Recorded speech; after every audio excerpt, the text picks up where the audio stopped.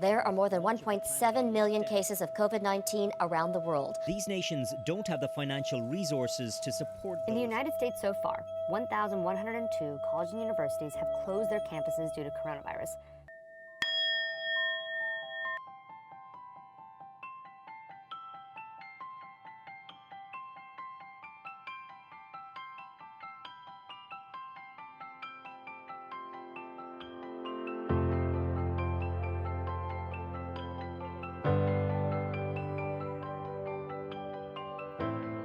I'm an international student from Kathmandu, Nepal, here at the United States.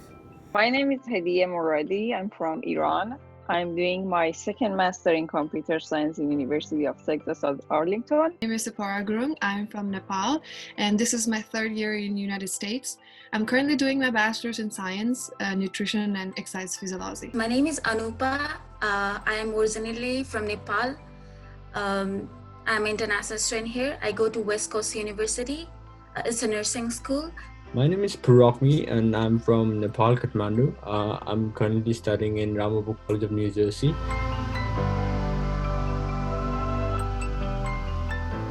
We international students are also not being away from it. We all are being suffered from this pandemic. Home country, we are here for our further studies, and this is our second home.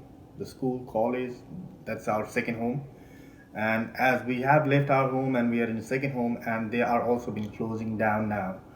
As I being an international student, I'm missing my family very much. They make me call every time. They ask for me, for my health and all kind of. They provide all the suggestion and kind of thing. I have my parents and other siblings back home, and Iran is actually one of the worst countries to be in this situation. Our government doesn't take care of people. There is no lockdown. So we were lucky that my parents had enough financial support to stay home. Every parent is a little bit, conservative and then worried about their children, and especially during this crisis. And especially we are in America right now, my parents, fear and the worries is another level. So they call me all the time, constantly checking on me, even though I've told them, I made them sure that I don't get up from the house, but they constantly call me. My family, I think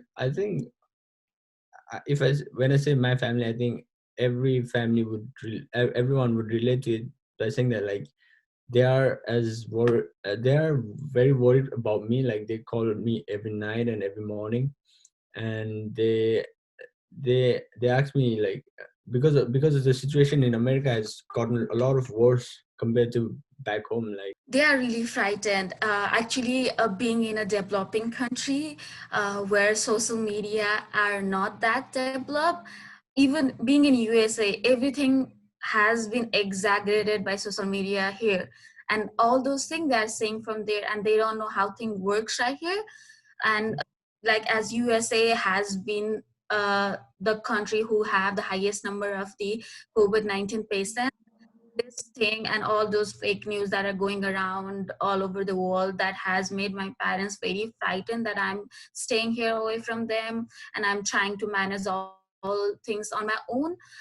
They're really frightened because they're hearing all those fake news. This crisis, I was flying from Dallas to New York, and I wanted to cough, in the while boarding on the plane, and I couldn't do that because I was so scared by myself that, because I look like an Asian, a proper Asian, and I was so scared that I couldn't do that, and I was hiding, I was controlling my cough, even though I was not suffering from corona or nothing like that. But sometimes you just want to cough, but you're not able to do that because your mental pressure and the mental stress is so high that you're really, really in trauma. And so I didn't do that. I was really controlling myself. Yeah, the trauma is real. The stress, the worry is real.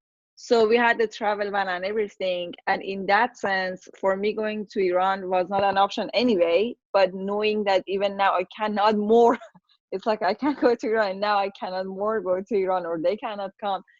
Well, I don't think I could have handled it in the normal circumstances. But I'm on I have my psychiatrist that I talk to, and I have some family and friends, and thanks to technology we can FaceTime, we can do different things.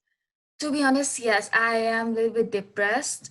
I don't say in high level because I'm a nursing student, so I try to keep myself calm so that my family will be calm about the situation. But yeah, I'm a little bit depressed, but I don't want to show to other people, because if I show my parents that I'm depressed, they will be very sad, they will be frightened. We are still struggling for the cultural shock, and we're still struggling to adapt in this environment. And at this situation, we have to be inside the home. So that also a little bit affecting the mental health for the international student. Beside that, as an international student, even though we want to go back to the home, and we are not allowed to go back to the home because of the travel restriction and all kind of thing. All the airports are locked down because there is no flight. All the flights are cancelled. That may also create some kind of anxiety and the depression on the international student. The vital role is played by the departments, the professors, even though my friends, they are in contact with me. I talk with them through the via text, and I'm really happy that I got the professors, I got the mentors on such a way that they always ask for uh, my health situation, my economic situation, and what I'm doing.